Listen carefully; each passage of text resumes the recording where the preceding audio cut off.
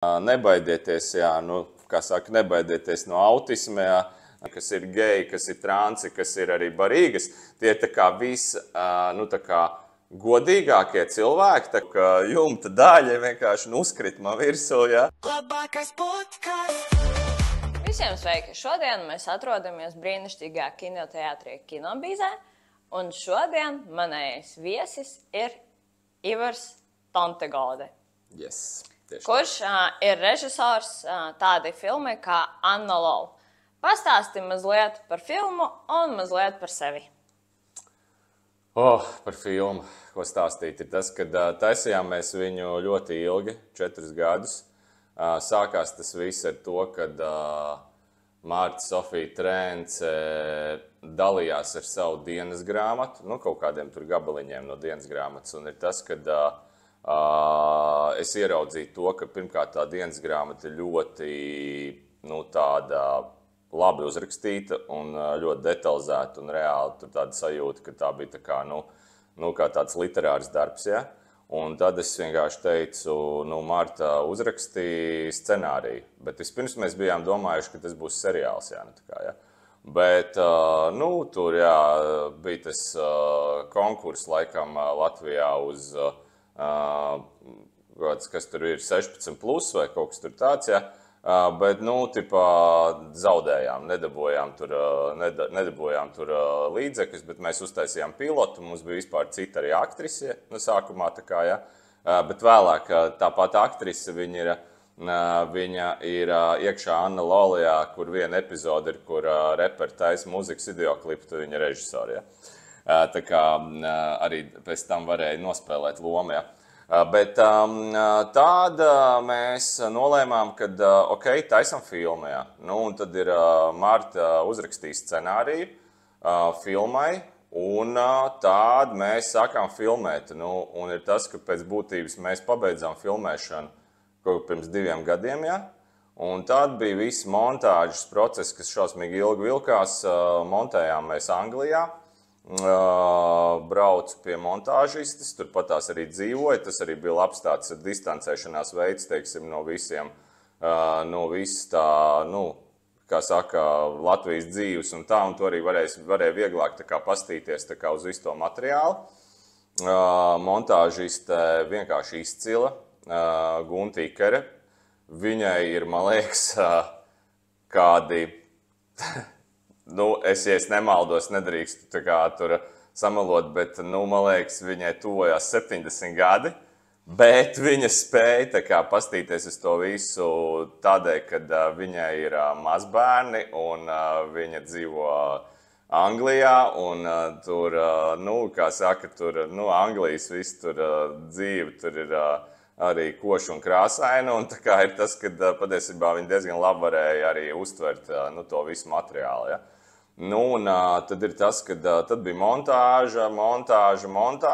Pirmā versija bija kaut kāds, laikam, 3 stundas garā, baigi garājā versija. Ļoti daudz, ko izgriezām ārā arī. Daudz arī epizodes, jā, kas bija tā kā, nu, varbūt arī ļoti episks, bet, nu, kopīgā tajā stāstā, lai viss tas iziet cauri. Tomēr tas 1:45, tas ir tā kā tas formāts, jā, nu, viss arī draudzīgākais publikai, jā. Nu jā, nu, ko vēl bija otrā daļa jautājumam bija? Pastāsti mazliet par sevi, bet pagaidām es gribu atgriezties pie tā, ko tu teici, par tiem momentiem, kuri tika izgriezti. Es saprotu, filmas garums ir jābūt tādam, kādam viņam ir jābūt, bet otrais moments, kuras scenas tieši tika izgrieztas un kāpēc? Nu, mēs domājām par auditorijai draudzīgāku filmu, jo ir tas, kad kā arī man Froks arī minēja vienā tajā intervijā, tur viņš jautāja, nu kā, bet dzīvē vēl viss ir trakāk. Jā, mums bija ļoti trakas epizodes vēl, ja? Bet ir tas, kad vienkārši mēs padomājam, ka nu, mums vajag tomēr pēc būtības plašāku auditoriju paņemt, un tad viņi jau ietu kaut kādā tur vairāk tur kaut kādā DAW vai tur Generation P vai kaut kas tur tāds, jā, nu, teiksim, būtu varbūt mazāka auditorija un būtu vienkārši tā kā ļoti tāda ekstrīma tā kā filmē. Bet ir tas, ka mēs, man liekas, ka mēs ļoti gudri kopā tur baigi ilgi diskutējām, kā tur noņemt un saīsināt, un vienkārši arī dabūjām to, ka tas ritms iet ļoti labi, tā, ka daudz cilvēku pat pasaka, nē, kā, tiešām stundu 45, tā kā, vienkārši aiziet filmu, vienkārši visi tur cilvēki noskatās un nav sajūta, ka kaut kur tipa lagot vai kaut kur tipa ķertos. Ja. Kaut kā tā, jā. Kāpēc vispār tev radās ideja filmēt kaut ko tādu, jo es pirms tam redzēju tavu īsfilmu, kura ir saistīta ar psilocibīnu, ar maģiskām sēnēm. Un kāpēc tev vispār ir tādas, teiksim, specifiskas tēmas? Nē, es neteiktu, ka tā ir baigi specifisks tēmas. Ir tas, ka vairāk tas, ka man vienkārši patiesībā, kas ir manā dzīvē, man interesē tipa tādas core tēmas. Jā, kad ir kaut kāds, ka mēs ejam kaut kādā tēmā iekšā, un tad tā kā riktīgi dziļi mēs to izpētam, jā, un buramies iekšā. Un arī aktuālajās tēmās. Jo, atzīsim godīgi, tā kā, teiksim, tajā laikā, kad es taisīju sēņotājus, tās vēl bija psihedēliskā pasaule bija diezgan vispār tabū, jā, jā. Bet, tajā laikā, teiksim Latvijā. Latvijā, tieši tā. Un ir tas, ka tādi vēlāk, teiksim, cilvēki visi sāk runāt, tad arī parādījās arī visādi tur blogi un tur tā, un cilvēki par to jau vispār atklātāk par tām visām tēmām runāja. Bet ir tas, ka man jau tajā brīdī šķita, ka tas ir, ka tas ir ļoti liels tāds spēcīgs kors, tā ir liela lieta, kas tā kā notiek ar visu civilizāciju sabiedrību kopsumā, un ka tas ir tā kā svarīgi par to runāt. Ja. Pēc tam man bija doķene par krutifikāciju, kas bija tā kā pilnīgi cita tēma par dzejnieku, kas tur 7 gadus bija padomju gulagā sēdējis iekšā. Ja. Arī tas man bija interesanti izzināt, kāda tad īsti bija tā padomju sabiedrība un kā dzīvoja, piemēram, cilvēki, kuri par dzējolu varēja iesēdināt tā kā cietumā, ja? Tad ir tas, ka tas pats, piemēram, teiksim, par to pašu sēņotāju elementu, ka tas arī ir arī tāds tabū. Par tabū, jā, tēmas, tas man interesē. Un tad ir Anna Lol. Anna Lol ir tas, kad es skaidri dzirdu, piemēram, no cilvēkiem sev apkārt, kad ļoti daudzi piedzīvojuši to, kad viņiem kāds ir aizgājis. Jā, jā. Kāds ir aizgājis, kāds ir izdarījis pašnāvību. Un manā draugu lokā arī bija tā, ka man cilvēki reāli izstāstīja, ka jā, mans brālēns, piemēram, ir izdarījis pašnāvību. Es to vienkārši apkārt ļoti dzirdēju, un tad, ka vēl Marta uzrakstīju šo dienas grāmatas tās daļas, tad tas man uzreiz rezonēja. Pirmkārt, es sapratu to, ka man par to jārunā, un ir tas, ka par to neviens negrib runāt, un par to visi par to distancējās, bet kādam tas ir jādara. Tas tāpatās kā savā laikā par arī pašiem sēņotājiem ir tas, ka kādam vienkārši ir jāuztaisa tā filma. Jā, runājot par tiem jā. sēņotājiem, es noskatījos to īsfilmu, es paskatījos un analizēju, kādā veidā bija nofilmēts tieši tas trips. Kā viņu var nofilmēt tik dabīgi, ja tu pats nelieto sēnes vai LSD vai kaut ko tam līdzīgu? Jo tas izskatījās ļoti realistiski. Tur vispār bija ļoti interesants stāsts ar to. Tā mistisks stāsts savā ziņā tieši par to tripu. Ir tas, ka es sadarbojos ar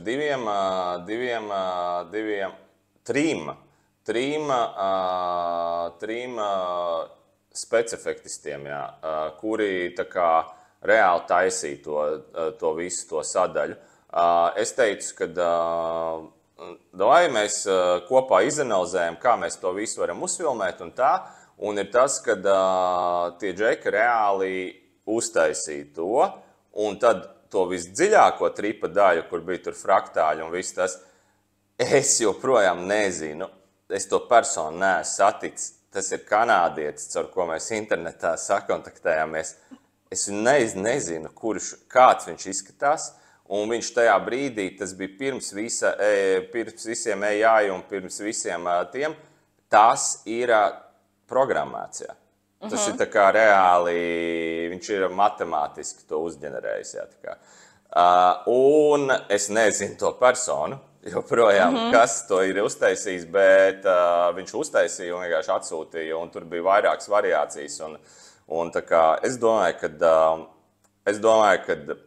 ka viņi zināja, tā kā, ko viņi darīja. Tā kā, jā. Un tu domāji, ka tas cilvēks droši vien mēģināja un saprot, kā tas reāli ir? Es domāju, ka varētu tā būt, ka jā.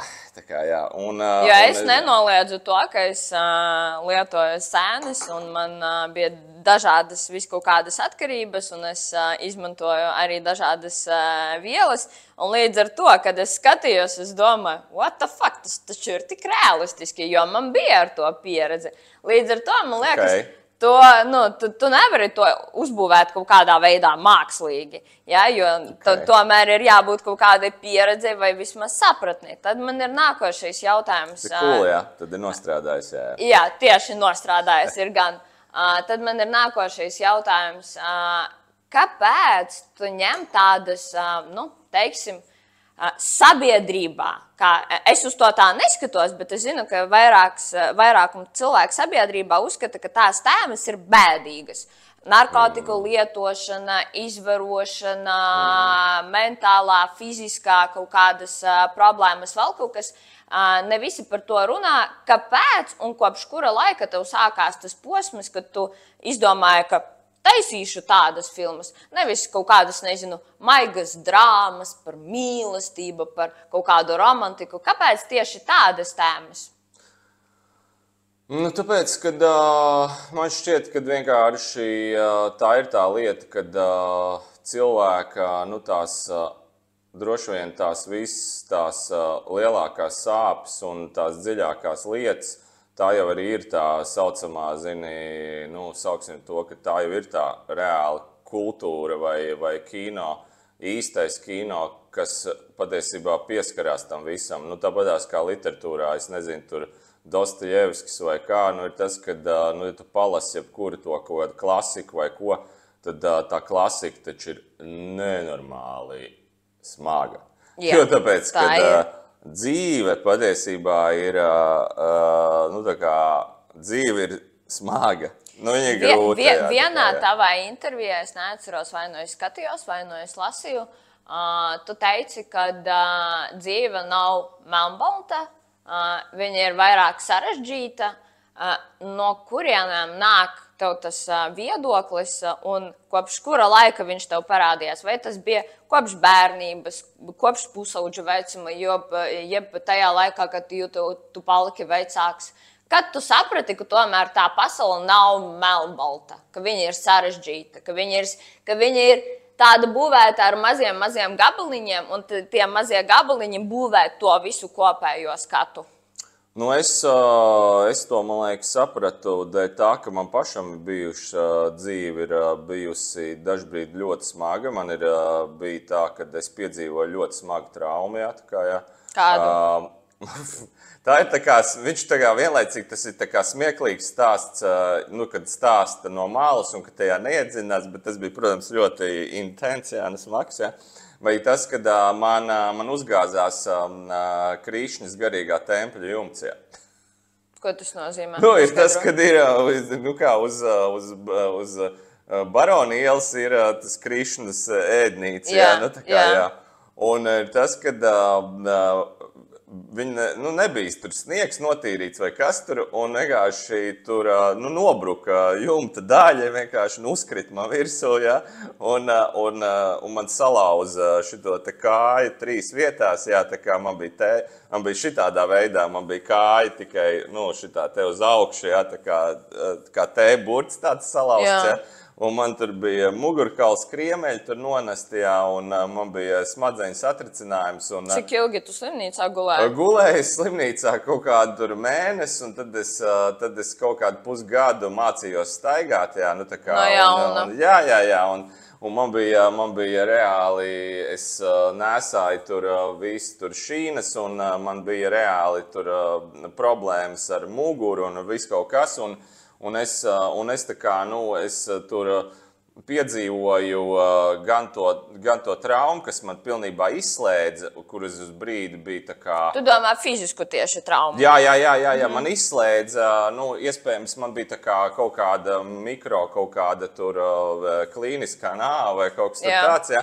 Un arī viss tā ārstēšanās bija ļoti garš un smags process, un es vienkārši, nu, tā kā ciešanas es tā kā pazīstu, jā, un arī, nu, tā kā, un tad bija ļoti ilgi arī, nu, depresijas posms, kur es tā kā domāju vispār, ko darīt un kā, jo tāpēc, ka tas bija sēņotāju filmēšanas viducī, un man pēc būtības pārtraucās filmēšanas, jā, uz kaut kādu pusgadu vai kaut kur tā, jo man katra filma ir patiesībā ļoti ilgi taisīt. Man tagad katra filma ir, nu, mazums, nu, 3-4 gadi, jā, kamēr es viņu uztaisu, un es viņu taisu tā kā, nu, es esmu laikam diezgan liels perfekcionists, es gribu, lai tā kā sanāk, nu, labi, un tad ir tas, kad es tajā laikā ļoti, nu, tā kā izdzīvoju caur sevi iekšēji katru to stāstu un tā. Un kā tas tev ir tā bija kā, ar to depresiju? Tev jāsāk mācīties staigāt no jauna. Jā. Tu esi ļoti traumēts fiziski, un mēs varam runāt gan par depresiju, gan par PTSR, jo tas taču ietekmē gan tavu skatu uz dzīvi, gan skatu uz sevi. Kā tu tam tiki pāri? Vai tu gāji pie psihiatriem, psiholoģiem, medikamenti, vēl kaut kas tam līdzīgs? Vai tu vienkārši kaut kādā veidā pats iemācījies ar to sadzīvot un saprati, kas ar tevi notiek un ko darīt tālāk? Nē, nu es daudz aizrāvos, tad es daudz lasīju visādas grāmatas. Piemēram? Visādi ezotērika un vēl kaut ko, jā. Un vēl man bija, protams, interesanti, ka man bija tā kā darīšana ar tiem krišnītiem, jo tāpēc, kad, nu, tā kā mēs tiesājāmies ar viņiem vēl, jā, un tā. Un tad ir tas, kad viņi pie manis nāca, un, protams, viņi man tur nesa savu literatūru, un tad mēs tur diskutējām pat, vai tā ir mana karma vai viņu karma, jā, tā kā... Un kā tu pats uz to skaties, vai tu pats tici karmai? Es vispār karmai es laikam tā kā ticu, jā. Jo daudzi cilvēki karmu uztver kaut kā, nu, savā veidā. Kā tu pats uz to skaties? Ko tavuprāt nozīmē karma? Karma ir cēloņa sakarības, tā kā to, ko tu... Es arī lasīju tur sutras, jā, budistu, jā, diezgan tajā periodā. Un ir tas, ka tā ir tā kā to, ko tu, nu, vai arī kristiešiem ir tas, to, ko tu sēsi, to tu pļausi, jā, tā kā. Un tad ir tas, kad es karmu tieši tā arī uztveru, un arī tajos svētajos rakstos ir rakstīts tas, kad budistu sutrās, kad karma ir tiešām tik banāli, kā apmēram, kad, nu, ja tu, piemēram, nezinu, ja tu vienam cilvēkam kaut ko, teiksim, izdari tādu, tad tu dabū tā kā to pēc tam atpakaļ, bet arī dažreiz tā karma arī var būt tāda, kad kādēļ, piemēram, tu pieminēji par to, ka kāpēc nav balts un melns, jā, realitāte, tāpēc, ka karma var arī būt tāda, ka, piemēram, tev šķiet, ka kāds tev, piemēram, izdara ļaunu, bet tu patiesībā to, ko tu saņem, tas ir iespējams tev pelnīti no kaut kāda pirms tam, jā, nu tā kā tas cilvēks vienkārši, kas tev it kā izdara ļaunu, tas patiesībā viņš izpilda to tipa programmu, jā, nu tā kā. Un tas ir tā kā tāds, nu, tā lieta, kur es tā kā savā ziņā tā kā sapratu to, kad patiesībā tā pasaule, viņa nav, nu, tā kā balta, melna, vai kā mēs gribētu teikt, tipa laba vai ļauna, jā, bet kad viņa vienkārši ir šādu šo te sakarību, nu, tā kā spēle, jā, nu, tā kā, un tas ir tā kā, Tas ir interesanti. Bet kā bija tomēr ar to depresīvo posmu? Kā tu ar to tiki galā? Es tiku depresiju, jā. Es viņu sapratu kā to, ka vienkārši, ka es sevi žēloju, jā, nu tā kā, jā. Nu, bet tu saproti tomēr, ka depresija tā ir slimība? Ka tas, mēs nevaram pateikt, ka tas vienkārši ir tavā galvā. Jā, tas ir reāli tavā galvā, tavā smadzenēs, bet tā tomēr ir slimība, kura... Bet tad varbūt, ka man, nu, es nezinu, varbūt, ka tā man nebija depresija, varbūt, ka man vienkārši bija, nu, tā kā... Apātija? Zin kā, man bija, jā, varbūt drīzākais kaut kas tāds, jā, nu tā kā tāda, un bišķi varbūt kaut kādas arī distraction tieksmes, jā, kaut kādas, jā, jo tāpēc, zin kā, piemēram, es tagad, nu tā kā, es alkoholu vispār nelietoju, nu tā kā, man, piemēram, tad, kad es lietoju alkoholu, tad es biju vairāk tā kā visu laiku tādā, nu tā kā dark noskaņā iekšē. Es redzēju pāris gadus, tu bija intervija, es neatceros tieši kur, bet tā intervija bija kaut kur 2-3 gadus atpakaļ.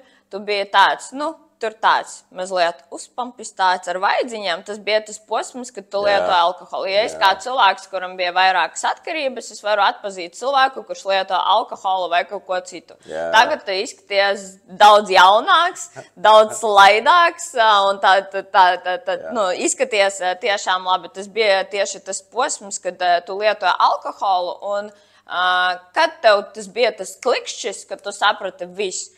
Alkohols ir ļaunums, es to vairs nelietošu. Alkohols ļaunums ir tas, kad es vienkārši sapratu, kad pirmais to, kā tu jau pieminēji, nu, kad es pats sapratu, kad es tā kā mans tēls neatbilst tam, kā es gribētu tā kā iekšēji justies. Un otrs arī tas, kad es jūtu to, kad man ir tā kā fiziski slikti sajūta, nu tā kā pēc alkohola man viņš vairs nesniedz nu, to kaut kādu gandarījumu vai kaut ko tādu. Kā tev bija, kādas devas tev bija un kādu alkoholu tu lietoji tajā laikā? Man ir bijuši visādas fāzes, jā, kādas alkohols es lietoju, bet ir tas, ka es lietoju gan stiprs alkohols, gan tad es pārgājis esmu uz zālu, jā, un tad tā pēdējais periodā tajā, kad es jau tā kā gāju uz finišēšanu, man bija ālus, jā, tā kā, jā. Un es dzēru tur visu tos kraftiņus un tur tādegarā. Bet tu savā galvā mēģināji kaut kādā veidā sevi attaisnot? Nu, it kā, nu, visi jau dzer, tas taču ir normāli, kāpēc, lai es nevaru iedzert? Protams, es esmu latvietis, jā. Bet kā tomēr, kā sanāca, jo mēs zinām, ka daudzi sabiedrībā arī saka, ka, ja tu esi alkoholiķis, ja tu esi narkomāns, tad tu esi alkoholiķis un narkomāns uz visu dzīvi. Jā, nu tā nav. Kā tu uz to skaties? Teiksim, tu tiki tam pāri, tu vairs nelieto alkoholu. Cik ilgi tu nelieto alkoholu? Nu, kaut kāds, nezinu, otrais gads, trešais varbūt, jā. Un kā tu skaties uz to? Vai pastāv iespēja, ka tu vari pie tā atgriezties dēļ kaut kāda notikuma, teiksim? Es domāju, ka nē. Nu, man ir pilnīgi tāda sajūta, ka nē. Man kā saka, tas trips, jā, tā kā vairs nesaist, jā. Nu, tā kā, nu, es redzu, tur veikalos, tur, piemēram, ir dzērieni vai kas. Es, piemēram, arī, nu, tā kā, kad es, piemēram, satieku nu, kaut kādu cilvēku, kurš teiksim, ir iedzērs, ir tā kā savādāk sajūta, jā, nu, ka viņš tripo tur, jā, savā nodabā, bet tev ir tā, ok, tu tā kā nekonektējies ar to, jā. Jā, man tas nav vairs mans. Tas, ka man tabaka ir mans, jā, tas gan, jā. Vēl kaut kādas citas vielas? Nē, man ir tas, ka man tabaka reāli ir, tabaka kafija, jo eju kaut kādā laikam. Bet tie taču ir stimulanti. Tu droši vien, jā, nu kaut ko jau vajag, jā. Nu kā, nu ir taču cilvēki, kuri vispār neko nelieto. Ai, vai tev liekas, ka tā ir muldēšana vairāk un tēlošana? patiesībā jau, ja mēs runāsim par to, kad, ko visi lieto, visu lieto, visu kaut ko. Jo cukurs arī atkarība. Oi, cukurs arī tā lieta, ar ko es esmu ļoti samazinājis.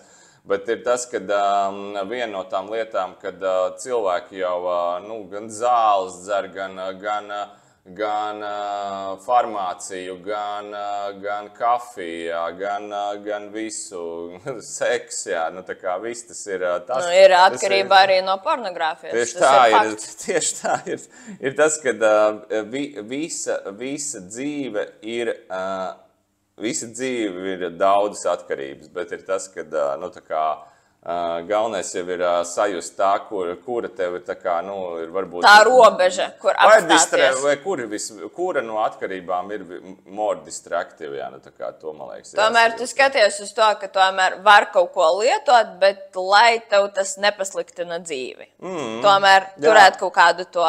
Jā, balans, tā ir tā lieta. Kāda bija tava bērnība? Man bērnība bija tāda, kā nezinu, kā visiem, zin kā, tur Purciemā, tur auga, jā, tur... Tāds rajončiks. Jā, rajončiks, jā. Bija tā, kad kāvos... Mamma, tēvs. Jā, mamma, tēvs ir abi divi, jā. Ir tas, kad arī savā ziņā, teiksim, tādā ziņā, kad interesanti, kad man ir, mani vecāki... Ir vecāki, ir tā, ka viņi, kad es piedzimu, viņiem jau bija 40 gadi, jā. Un ir tas, ka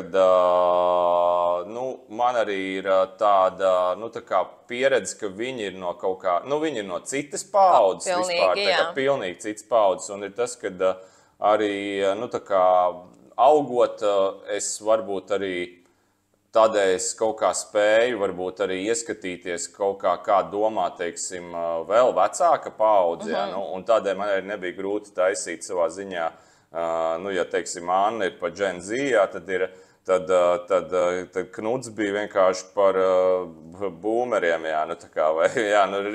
riktīgi citu pilnīgi to realitāti. Bet ir tas, ka es kaut kā man patīk, vai arī, kad es saprotu, labi, es nezinu, vai es tā varu teikt, ka saprotu dažādas paudzes, bet ir tas, ka man šķiet, ka patiesībā jau mēs visi esam tā kā cilvēki, un kad vienkārši mūsu tās laiki ir dažādām traumām un dažādiem, tiem ierobežojumiem, kas saistīti ar to un to. Es tagad arī biju ASV pie saviem radiniekiem, kuri arī tā kā ir, veci, bet, ka mēs runājām par viņu 60. 70. gadu pieredzi, tad viņi jau tur ir visiem tur disko ērai, tur gājuši cauri visam kaut kādam tam, bet ir tas, ka arī viņiem tāpatās ir, teiksim, kas tad zin tur, tāpatās tur Gen Z, tur crazy, un tur tādā garā. Bet tas ir vienkārši tas, ka katra paudze vienkārši savā ziņā tiešām vienā brīdī nesaprot, kāda ir nākamā paudze, bet nākamā paudze jau vienkārši ir atkal tādi paši nākamie cilvēki, kuriem varbūt atkal būs tur, nezinu, nāks vēl viena paudze un atkal tos atkal nesapratīs. Plus mums nāk tās tehnoloģijas klāt, vēl kaut kas. Arī vienā kaut kādā savā intervijā tu teici, kad varbūt es neprecīzi to pateikšu, bet vienā no savām intervijām tu teici, kad skolā, man liekas, ja es nemaldos, tevi sita vai bija kaut kāds mobbings, un tu nevarēji saprast, dēļ kā tas notiek. Teiksim, tas bija pusaudžu vecumā, bērnības vecumā, kā tu tagad uz to skaties? Kādi bija tie iemesli? Kāpēc bija tas mobbings tieši pret tevi? Tāpēc, kad es vienkārši biju, es biju pirmkārt rajonā, es mācījos, ir arī tā vide arī, tāda, tur bija, tur viss bija skarbā vide un tā, bet es pats, teiksim, tur nāk no tur mākslinieku ģimenes, jā, tur un zikā, tur zīmēja, jā, tur, jā, nu, zikā, kaut ko tur kladē visu laiku un tur tādā garā. Es biju arī jaunākais klasē, tā kā, nu... Cik bija tev gadi tad? Man tā, kad es iestājos uzreiz, nu, kaut kāda, tā bija pati pamatēna, tas bija, kad es līdz 9. klasē vienkārši biju. Es pēc tam, protams, aizgāju uz mākslas skolu, jā, tur jau viss bija čili, jā. Tur es biju, tur jau, tur viss bija savādāk. Bet ir tas, kad pamatskola, nu kā, nu, tur pamatskola bija tāda, kad es vienkārši, nu, man neinteresēja. Pirmkārt, arī man neinteresēja tur viss tur tās matemātikas un viss šitas tajā, un es maz vispār gāju, es arī biju... Baigi daudz bastoja. Es slimoju arī, jā. Bija tā, ka es slimoju, bet es domāju, ka tas bija tā slimošana, bija drīzākais, man liekas, kaut iemociāli iekšējais stāvokļi, kad es vienkārši sevi noģenerēju, kad es slimoju vienkārši, lai vienkārši mazāk iet vienkārši, jā, nu tā kā.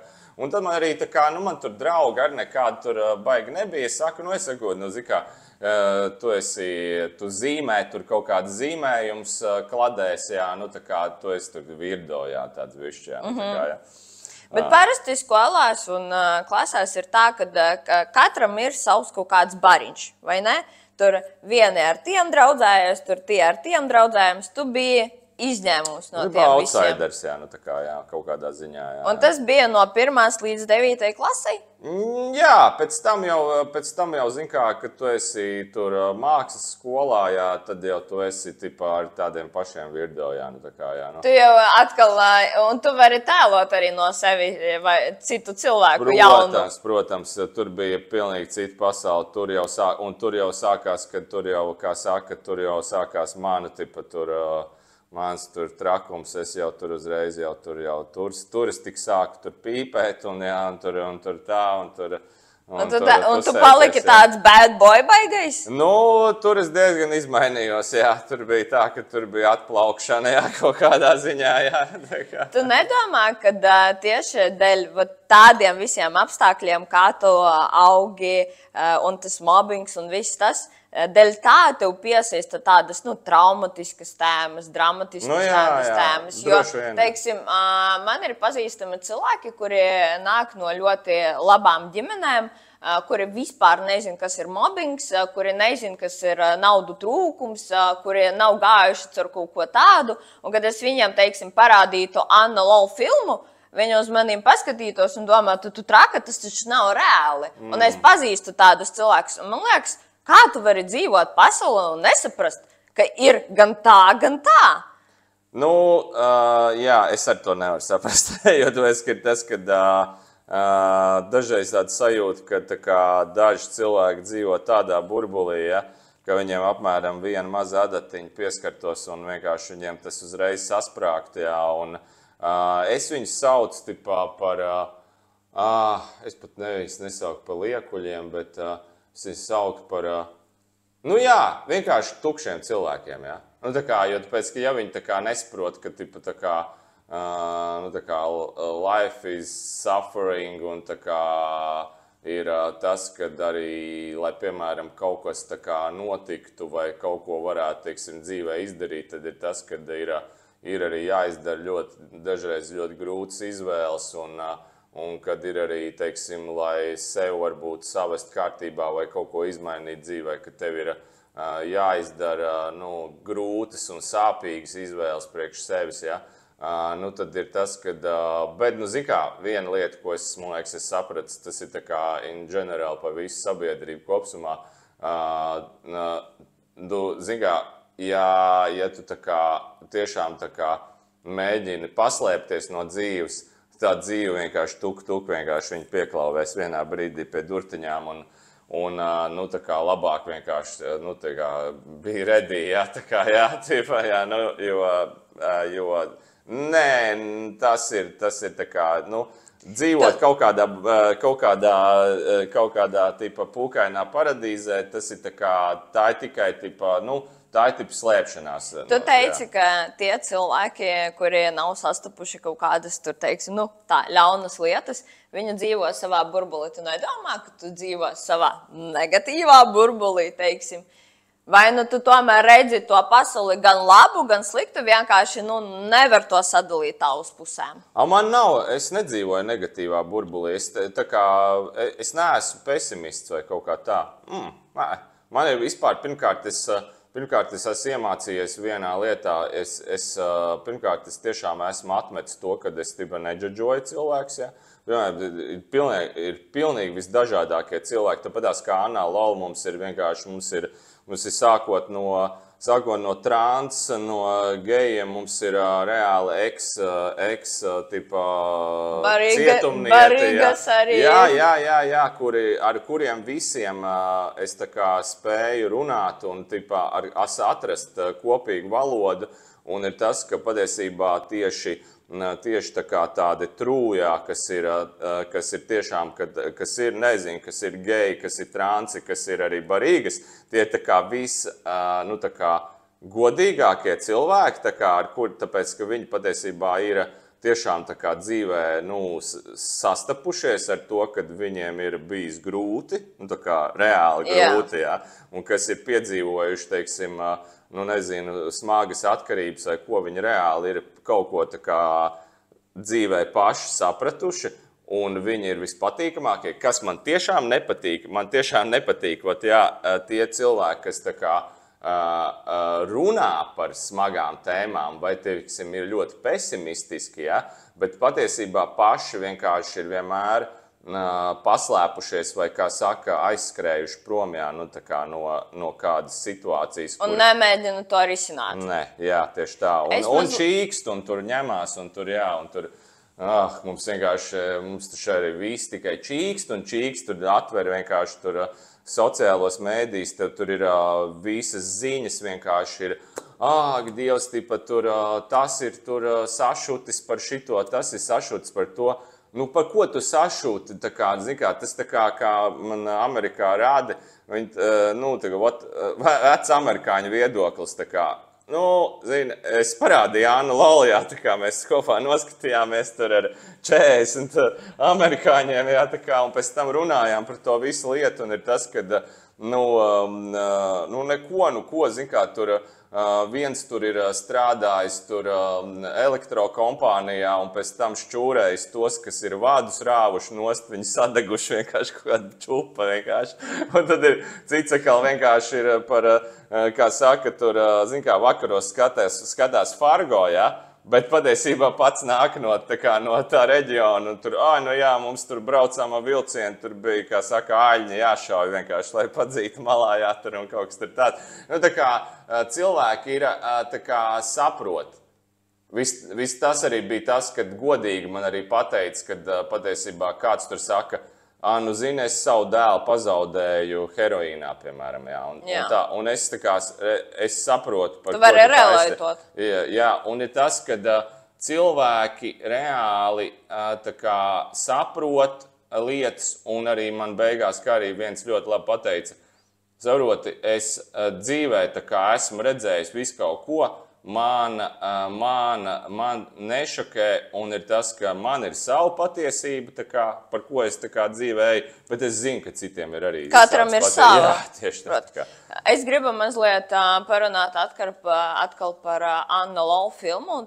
Tur bija vairākas scēnas ar izvarošanu. Ja?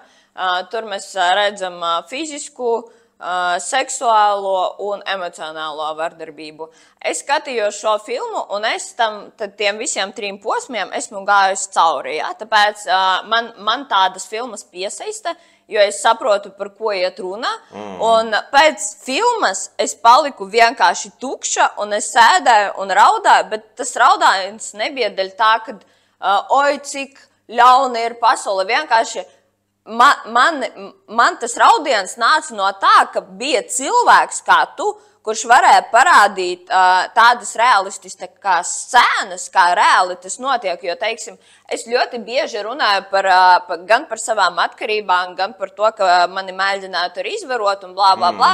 Un cilvēki vienkārši man netic, jo tu taču tā izskaties, tu taču visu laiku esi smaidīga, bet tas nenozīmē, ja es gāju cauri kaut kādiem sūdiem, tas nenozīmē, ka tagad man vajag sēdēt un bēdēties par to. Un tāpēc tādas filmas man patīk, bet es zinu, ka daudziem cilvēkiem viņi vienkārši nav spējīgi skatīties uz ko tādu, jo viņi vienkārši mēģina, kā tu pareizi teici, izvairīties no tās realitātes. Bet kopumā, ja mēs runāsim par sabiedrību un par tāda tipa filmiem, jo, teiksim, mums ir Pušeri 3 daļas, mums ir Trainspotings, mums ir vēl vairākas filmas, kur parādītas gan viskaut kādas brutālas scenas, gan narkotikas, gan vēl kaut kas.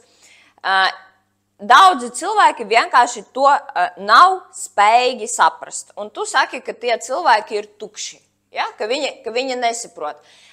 Kā es to saprotu, tev ir tāda tendence, ka tu mēģini un māki iedziļināties. Teiksim, ja es tev kaut ko pastāstīšu par savu bērnību, tu ļoti viegli to varēsi saprast, neskatoties uz to, ka es tērēšu uz to sarunu 5 minūtes.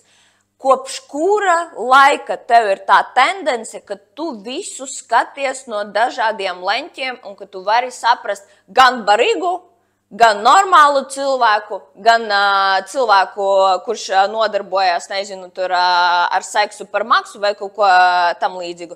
Kopš kura momenta tev ir tā tendence, ka tu iemācies vienkārši skatīties no plašākiem tiem leņķiem?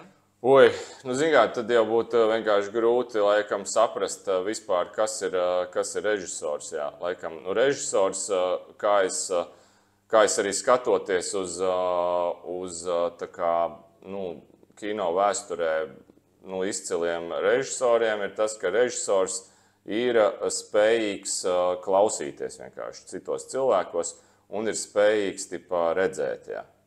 Un tā kā, viņš vienkārši redz, kāda ir tā kā realitāte, bez nu, ir tas, ka ir cilvēki, viena daļa varbūt ir tā, ka zin kā, tas tā kā, kuri skatās filmas vai televīziju vai ko, un viņi to redz kā realitāti. Yeah. Bet ir tas, kad es skatos realitāti kā filmu. Jā, es saprotu, par ko tu runā.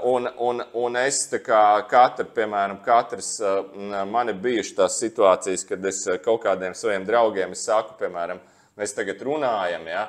Un es saku, klausies, bet zini, man šķiet, ka šitā te ir epizode, jā, nu, tā kā, kuru es varētu tā kā uzreiz ielikt vienkārši iekšā. Un ir tas, kad un Marta patiesībā arī ļoti palīdzēja ar to, kad viņa rakstot to scenāriju jau. Nu, tā kā viņa uzraksta epizodes, var teikt, jā, nu, tā kā, kuras jau ir ļoti, nu, tā kā dzīves, jo viņa jau to pārdzīvoja. Tā ir realitāte, nu, tā kā viņa uzrakstīja realitāti, un mūsu uzdevums bija tur ielikt šos te, tā kā, nu, var teikt, bišķi dokumentālos varoņus, kas tā kā paši arī Kas man šķiet, ko es savā mākslā arī turpinu un turpināšu darīt, ka man ir ļoti svarīga pozīcija, kas saucās castings, jeb atlase.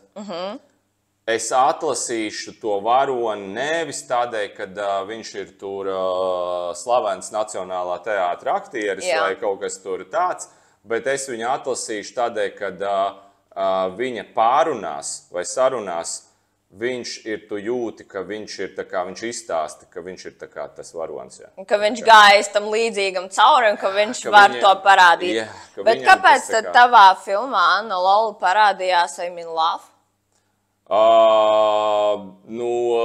Viņš bija atbilstošajā tēls, jā, man liekas, ļoti, nu tā kā... Viņš ir dīvainīts, vai ne?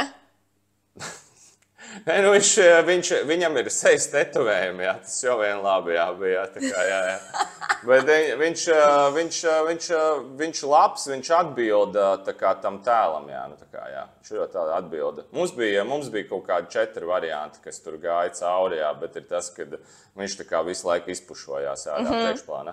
Bet es arī klausījos diezgan arī, nu tā kā klausījos arī operatorā, kurš man visu laiku saka, kad viņš saka, ka cilvēku seja ir tāda, ka tu tā kā griez leņķus, un tad tur tā kā parādās forši, tur visādi tur profīliņi un tā.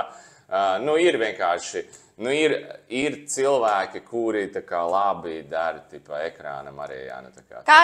Kāda tev ir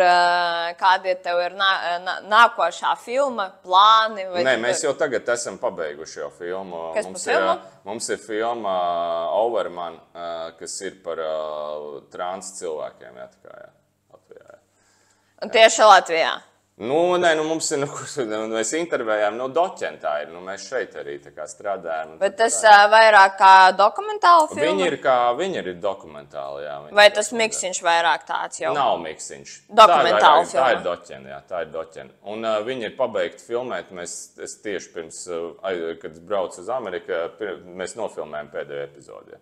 Cik forši būs, baigi tā interesanti. Ir baigi. Bet tu saproti, ka priekš Latvijas tas būs tas tā tricky moments, kad mums ne visi cilvēki ir gatavi. Teiksim, mums cilvēki Latvijā jau plus mīnus pierada pie izvarošanām un pie barigām, bet pie trans cilvēkiem mums tā vēl jautājums. Nav bailes, ka būs kaut kāda negatīva reakcija. Jeb tev pilnīgi vienalga, tu taisi to, kas tev patīk, un tev pilnīgi pofik, ko pa to pateiks cits cilvēki. Man pēdējā laikā ir tiešām vienalga. Tu dari vienkārši to, kas patīk. Es nevis tikai daru, kas man patīk, bet es taisu vienkārši filmas, kas ir tā kā man šķiet, kas ir svarīgas. Un kas vienkārši pieskarās pie cilvēkiem, kuri ir, nu tā kā, kuri jūtās ļoti vieni, jā, nu tā kā, jā. Un patiesībā tas varbūt ir, varētu savilkt to, ka varbūt, ka tas ir tas, kas cauri strāvojās kaut kāds tas savā laikā pieredzētais outsiderisms, jā, pašam, jā. Un ir tas, kad man vienkārši, man ir tāds tā kā, es nezinu, passions tā kā runāt un vispār runāties ar tiem cilvēkiem, kas... Bet tu vari teikt, ka tev kaut kādā mērā ir pārāk izteikta tā empātija? Jo, teiksim, cilvēkam bez empātijas ir ļoti grūti saprast cilvēku, kurš lieto heroīnu. Jo cilvēks bez empātijas pateiks, tu pats esi duraks, tu pats esi vainīgs. Cilvēks ar empātiju mēģinās iedziļināties un pajautāt, kāpēc, dēļ kurām problēmām tu sāki lietot to heroīnu. Kopš kura laika tev ir tāda izteikta empātija? Vienmēr tā ir bijis? Laikam ir vienmēr bijis, jā. Es esmu tur riktīgi pārdzīvojis, jā, tur, es riktīgi pārdzīvojis. Un es arī kaut kādas smagas filmas skatoties, es patiesībā, tā kā man patīk vienam pašam skatīties, un tad jau tur arī kādu savu asariņu tur novēst. Teiksim, pēdējā filma, kura tevi tā noveda līdz asarām? Tā, pēdējā filma, kur man noveda līdz asarām, tāds bijuši daudz, bet tas, kuru es varētu tagad tādu atcerēties, kas bija tāds baigais piedzīvojums. Laikam jau, kad, jā, bet es to mazi redzējuši, man liekas, to filmu, bet tas bija Dau, Degeneration, jā, tā ir filma, kas ir tā kā ļoti kontroversāla, bet viņa bija tā kā projekts, kas arī tika filmēts kaut kādus, 10 gadus, jā. Un tā bija vispār Ukrainā filmēta filma, kur bija uzbūvēts, tā kā, var teikt, institūts, un tā filma tika filmēta kā realitātes šovs, tā kā vienlaicīgi. Un vienkārši tur bija pilnīgi īsti karakteri. Tur bija crazy, tur bija savākti, tur bija skinheadi īsti, jā, tur bija viss, tur tie cilvēki bija pilnīgi īsti, viņi reāli, tā kā var teikt, dzīvoja kaut kādā 50. gadu realitātē pēc apģērbiem visiem Tadegrā, un es vienkārši tā kā, tas bija tā kā, nu, tur bija tik smagas, bet tādas īstas epizodes, kā vienkārši tas bija, nu, tā, kad iznest tās emocijas, jā, pilnībā, jā.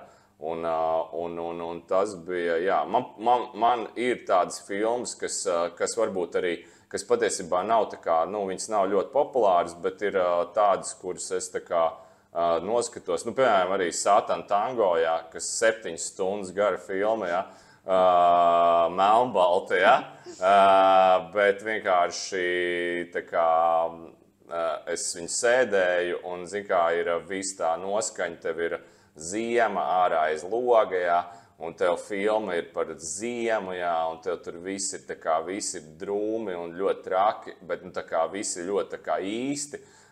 Un, jā, tās ir, laikam, tās man tādas guilty pleasure, jā, nu, kad ir tādas ļoti dark filmas, bet pats es tādas tik ļoti dark, es patiesībā, nu, tā kā, es uzskatu, ka es tādas negribu taisīt, jo ir tas, kad es zinu to, kad, nu, tā kā, kad es neesmu, teiksim, nu, tā kā, uz to, kad es ļoti gribu, nu, tā kā, plīzot audiencu, bet ir tas, kad es gribu tomēr tā, lai tās filmas, nu, tā kā skatās, un lai viņas pēc būtības par kaut kādām tādām smagākām tēmām mēs varam parunāt, lai cilvēki vairāk to vienkārši redz. Jā, nu, tā kā.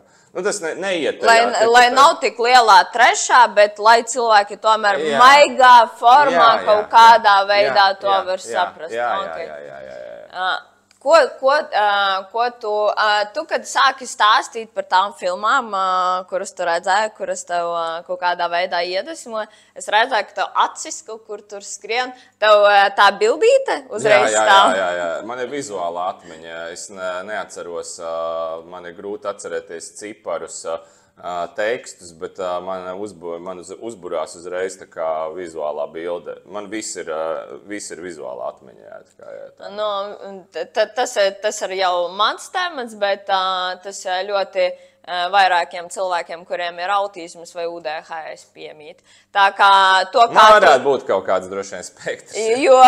Jo to, kā tu runā, to, kā tu kustējies, man nav vispār jautājumu par to, ir tur spektrs vai nav, viss 100 punkti ir.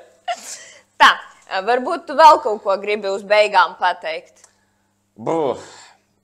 Es nezinu, pajautā kaut ko, jā.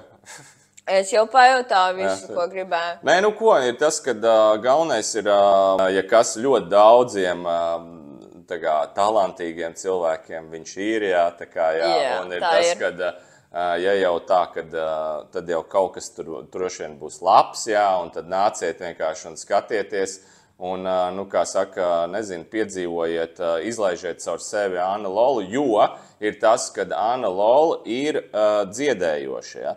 Jo ir tas, kad arī kā Mārta man teica, un kā arī vairāk cilvēki ir teikuši, kad priekš Mārtas filma bija, kā saka, atbrīvoties no pagātnes. Jā, izlaist cauri to, jā. Un ir tas, kad tāds ir uzdevums Annai Lolijā, kā saka, piedzīvo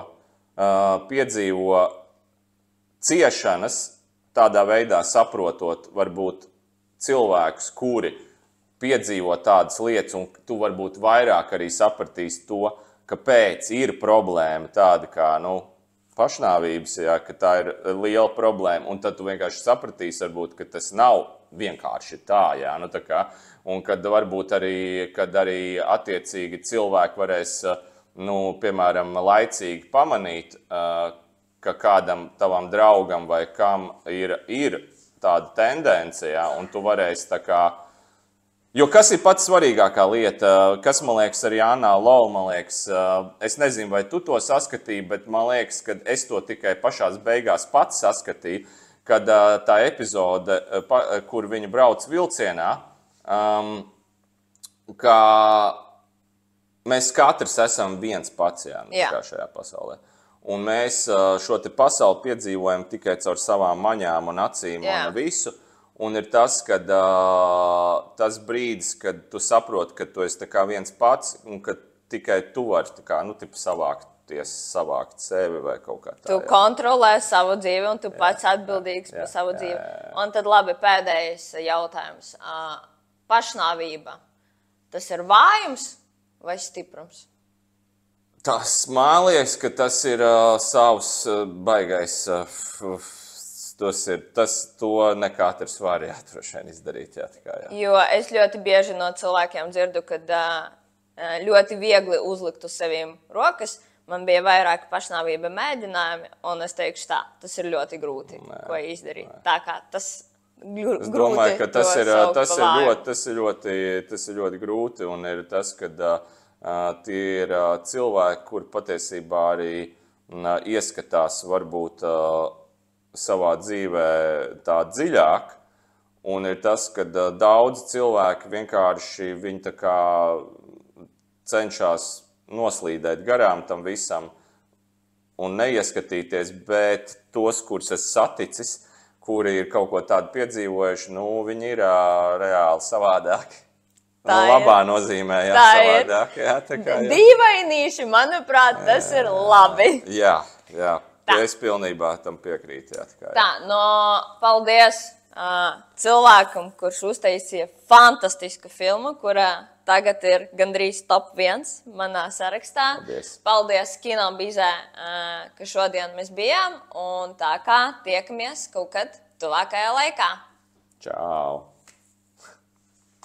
Beidzām uz pozitīvas nots, uz pašnāvības. Pārši, man patika. Tas ir labi. Labākais podcasts.